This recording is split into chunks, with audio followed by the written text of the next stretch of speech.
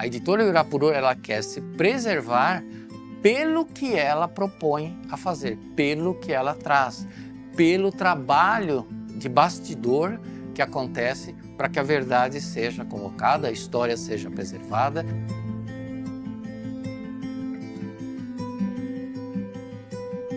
Novas histórias, novos romances, livros infantis, todo público possa também ter o potencial de saber raciocinar e filtrar o que é bom, o que é correto, o que é verdadeiro e o que é sincero.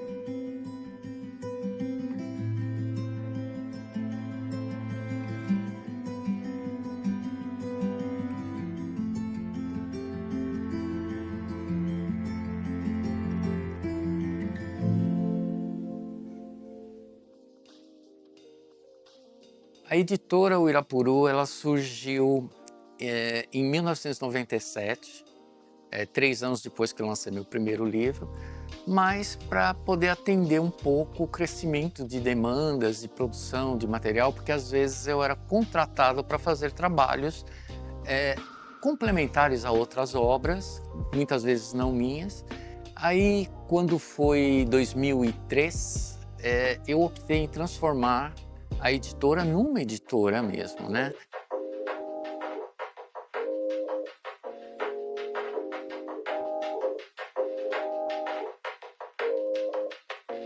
A cidade de São Paulo, o barulho, as dificuldades, a violência, tudo, fez com que a gente repensasse um pouco, porque a sede da editora não é onde, por exemplo, a gente precisa necessariamente ter uma loja, porque nós estamos no Brasil inteiro com representantes comerciais, com livrarias, enfim, onde produzir. E uma cidade tranquila que eu já conhecia há muito tempo, desde 1982, foi a primeira opção e acabou sendo a opção final.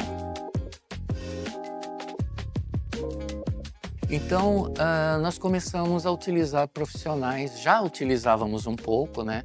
Ilustradores, diagramadores, revisores de outros pontos do país para fazer a cadeia produtiva do livro, né? Então, essa forma de se trabalhar, esse modelo de trabalho, ele incorporou de vez. Enquanto a gente tinha no passado 12 pessoas trabalhando internamente, porque não existia esse recurso online, hoje a gente consegue tocar a empresa com 3 pessoas, né? Aqui em Serquilho, mas, por exemplo, meu advogado é de Minas Gerais, né? Ele está lá em Pirapora, Minas Gerais, porque se eu preciso de alguém que tenha que ir a Brasília, ele está próximo. Pode pegar até um ônibus e ir direto para lá.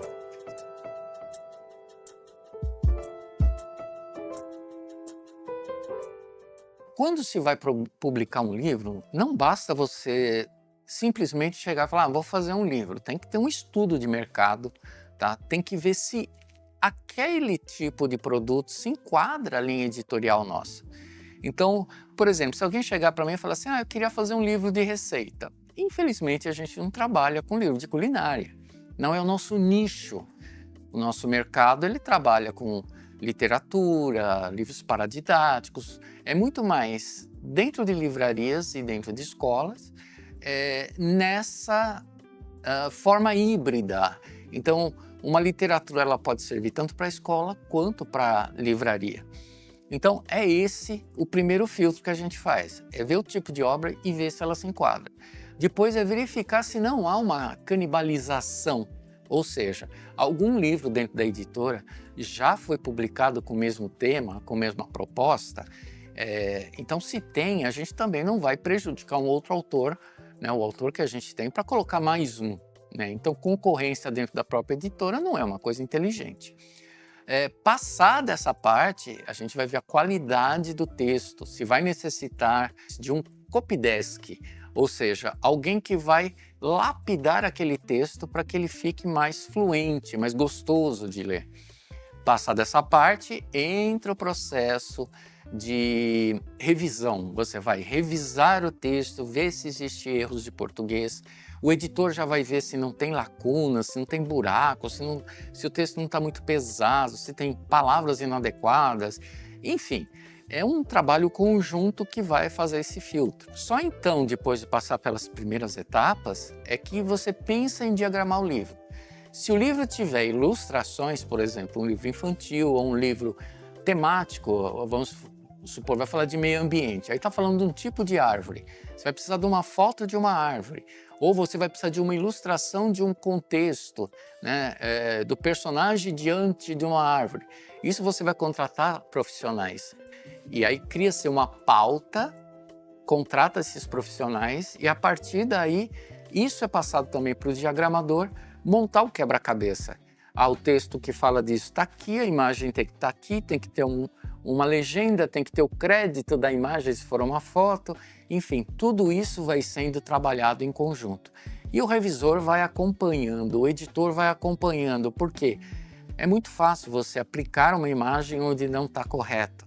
É muito fácil o revisor ver um erro de português, né, que passou e ele pede para fazer uma emenda e o diagramador, ele simplesmente, por exemplo, era uma palavra que estava sem acento e na hora de colocar lá ele se engana com a linha e coloca em cima de um E. Então volta para a revisão, volta para o editor. Então fica nesse vai e vem pelo menos umas 3, 4 vezes. Até você ter o livro fechado, até você ter o material em condições de ser impresso, tá? Mas não antes de um parecer do autor, se ele aprova ou não o trabalho realizado. Aí é que o livro vai para a gráfica para depois ir para o mercado. Embora eu fosse da área pedagogia, matemática, ciências, química, bioquímica, tudo isso, eu fiz uma convergência depois de 17 anos em sala de aula para começar a escrever livros. O meu primeiro livro chama-se Alimentos em Pratos Limpos. Ele foi lançado em 1994, na Bienal do Livro em São Paulo, e hoje eu tenho mais de 730 obras. Digo obras porque envolve fascículos, envolve livros, envolve didáticos, romances paradidáticos, enfim, é uma gama bem ampla. O desafio é você entrar num mercado competitivo em que existem gigantes do mundo editorial, inclusive com raízes internacionais, né, no mercado brasileiro, que dominam esse mercado a maior parte da fatia. Então é um trabalho de formiguinha, você tem que ir conquistando passo a passo cada etapa para se conseguir consolidar no mercado. Hoje nós temos já 27 anos, né, para 28, aliás, já fizemos aniversário agora esse ano, de mercado e continuamos aí na toada, apesar de todos os desafios tecnológicos.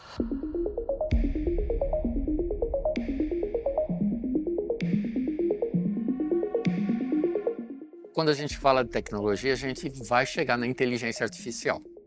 Então existe aí vários, tem o Gemini, tem o ChatGPT, Copilot, né?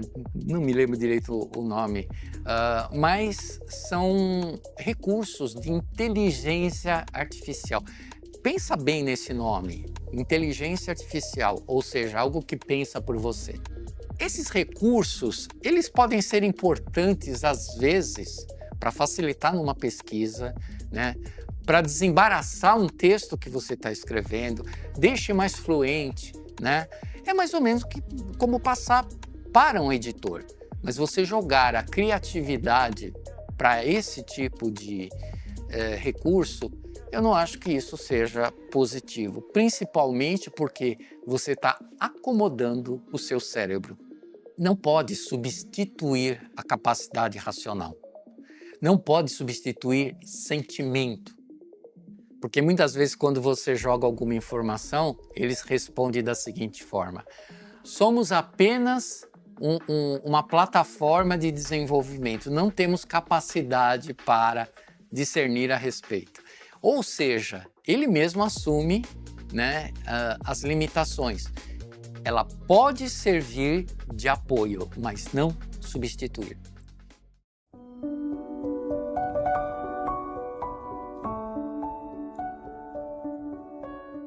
Bom, os planos para o futuro da Editora Irapuru. Nós queremos muito manter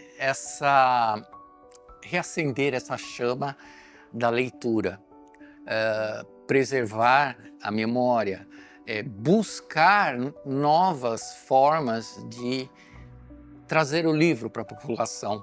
Uma das coisas que a gente tem trabalhado é o híbrido. Às vezes você tem um livro que permite que você atrele alguns QR Codes de vídeos que pode enriquecer aquela obra. Então, a tecnologia ela não pode ser vista como sendo algo ruim, mas é algo que pode somar. Os livros da Editora Irapuru você pode comprar na nossa loja virtual, né, que é www.lojaeditorairapuru.com.br.